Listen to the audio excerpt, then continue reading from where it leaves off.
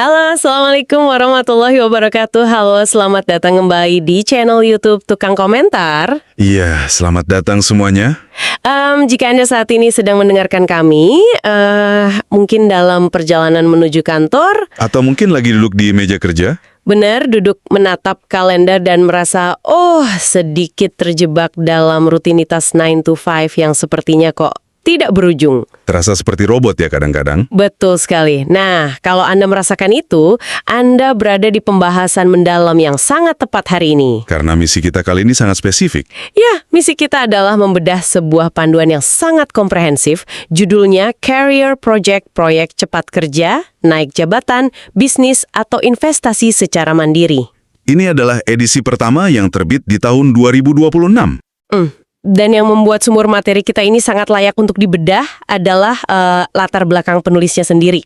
Tepat, kita berbicara tentang karya dari Pak Sultoni. Pak Sultoni, beliau ini bukan sekedar akademisi yang cuma berteori dari Menara Gading. Bukan, beliau adalah praktisi real. Seseorang yang sudah terjun langsung memvalidasi teorinya sendiri di lapangan. Dan membangun portofolio bisnis serta investasi yang memang terbukti berjalan. Pendekatan beliau dalam buku ini itu sangat taktikal, dan itulah yang bakal kita urai hari ini. Mari kita mulai dari premis utamanya dulu. Pak Sultoni melemparkan satu fakta di bab-bab awal yang menurut saya ini semacam tamparan realita. Fakta yang sangat relevan dengan kondisi kita sekarang. Banget. Di era yang hiperkompetitif saat ini, punya pekerjaan stabil dan gaji memadai itu tidak lagi jadi jaminan masa depan yang cerah. Formula lama sudah tidak berlaku. Ya, formula yang diajarkan orang tua kita dulu kan. Sekolah rajin, cari kerja di perusahaan besar, lalu pensiun tenang. Itu udah usang. Dinamika ekonomi kita udah berubah drastis. Dan yang membuat buku ini menarik adalah bagaimana Pak Sultoni merespons perubahan formula itu. Karena banyak buku motivasi kan cuma berhenti di, motivasi aja.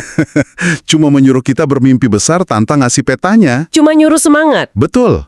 Sebaliknya, buku ini diposisikan sebagai cetak biru teknis. Sebuah manual operasional yang sangat rasional menuju kebebasan finansial atau financial freedom. Beliau melihat transisi ini bukan sebagai suatu keajaiban, tapi serangkaian proyek yang bisa dieksekusi. Oleh siapa saja yang mau disiplin. Benar sekali.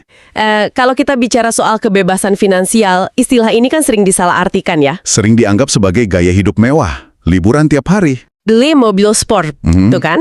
Tapi di buku ini definisinya dipangkas jadi sangat pragmatis. Iya, sangat sederhana sebenarnya. Yaitu kondisi di mana Anda memiliki pendapatan pasif yang cukup menutupi seluruh kebutuhan hidup standar Anda. Sehingga Anda tidak perlu lagi bekerja hanya untuk uang. Artinya kita memutus korelasi antara waktu dan uang. Anda bekerja karena pilihan, bukan karena dikejar tagihan bulanan. Kalau kita hubungkan ini dengan gambaran besarnya, gimana tuh analisis dari bukunya? Pak Sultoni itu sangat menekankan bahwa financial freedom adalah hasil akhir dari sebuah proses mental. Oh, jadi bukan cuma soal angka ya? Sama sekali bukan.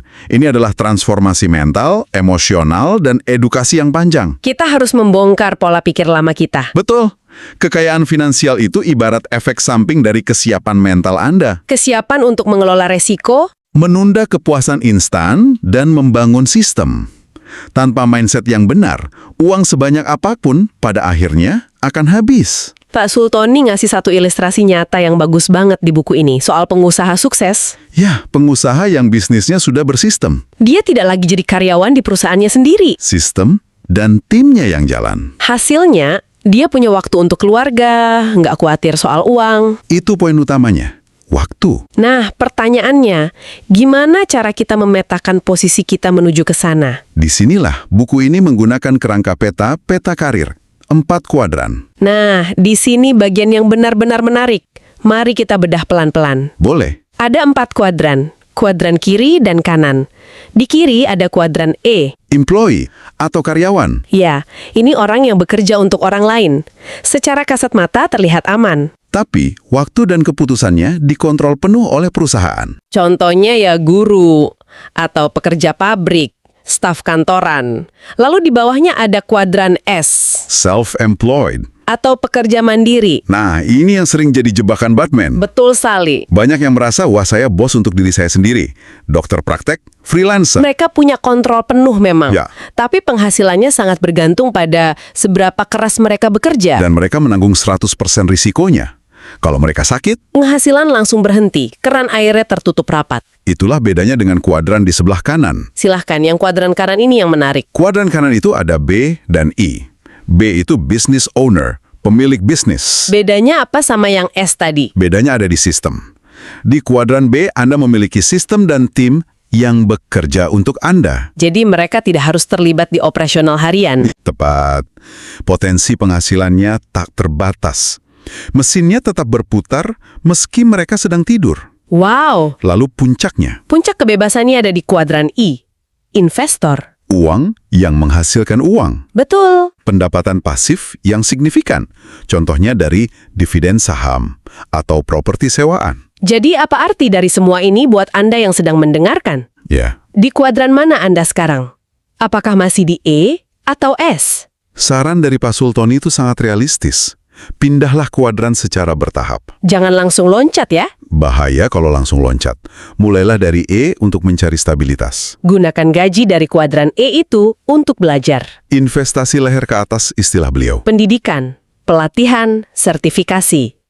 Tapi tentu saja, niat saja kan tidak cukup. Harus ada yang namanya rencana karir. Nah, syarat merencana karir dari buku ini itu menggunakan konsep yang mungkin kita sudah sering dengar, SMART.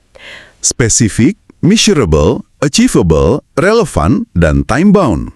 Tapi mari kita bahas aplikasinya. Spesifik itu maksudnya jangan ambigu ya. Ya, jangan cuma bilang, saya ingin kaya. Itu tidak spesifik.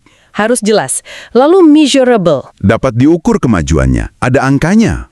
achievable, artinya realistis dengan sumber daya yang ada saat ini. Relevan, pastikan sesuai dengan minat Anda dan kebutuhan pasar. Jangan bikin rencana yang pasarnya tidak ada. Dan yang paling penting menurut saya, time bound. Ada batas waktu yang sangat jelas. Pak Sultoni menuntut pemecahan target menjadi kerangka waktu yang sempit. Dan tips ekstra dari beliau untuk menjalankan rencana ini adalah tetap fleksibel. Jangan kaku, pasar berubah. Jangan takut mengambil resiko, terus belajar, dan pastikan Anda mencatat setiap kemajuan. Jurnal karir itu penting. Oke, sekarang mari kita bedah proyeknya secara spesifik. Ini taktik praktisnya. Buku ini memberikan beberapa contoh proyek. Mari kita ambil contoh pertama. Proyek naik jabatan. Iya, katakanlah Anda di kuadran E dan ingin naik jabatan. Langkah pertamanya apa? Lakukan penilaian diri yang brutal. Audit kelemahan Anda. Contohnya di buku disebutkan, misal kelemahan kita di manajemen waktu. Dan tujuan Anda adalah jadi manajer proyek sebelum wisuda S2, misalnya. Lalu apa yang harus dilakukan? Cuma kerja keras? Tidak, bangun jaringan profesional. Temukan setidaknya 2 mentor di tempat kerja. 2 mentor ya. Terus pas ada kesempatan wawancara kenaikan jabatan, Nah, ini kuncinya. Siapkan presentasi tentang visi Anda. wah jangan cuma datang bawa CV ya. Betul. Tunjukkan solusi yang bisa Anda berikan untuk perusahaan. Berpikir seperti business owner. Menarik. Nah, fokus proyek kedua, pengembangan usaha tunggal. Bagi yang mau mencoba masuk ke kuadran B. Di buku ada contoh real soal kedai kopi. Kedai kopi kan banyak yang gagal di tahun pertama. Ya, karena cuma modal nekat. Pak Sultoni menyarankan pakai analisis SWOT. Strength, weakness, opportunity, threat. Strength-nya mungkin kopi Anda berkualitas. Weakness-nya, kurang strategi pemasaran. Opportunity-nya tren ngopi yang lagi naik. Threat-nya, kompetisi yang super ketat di sebelah.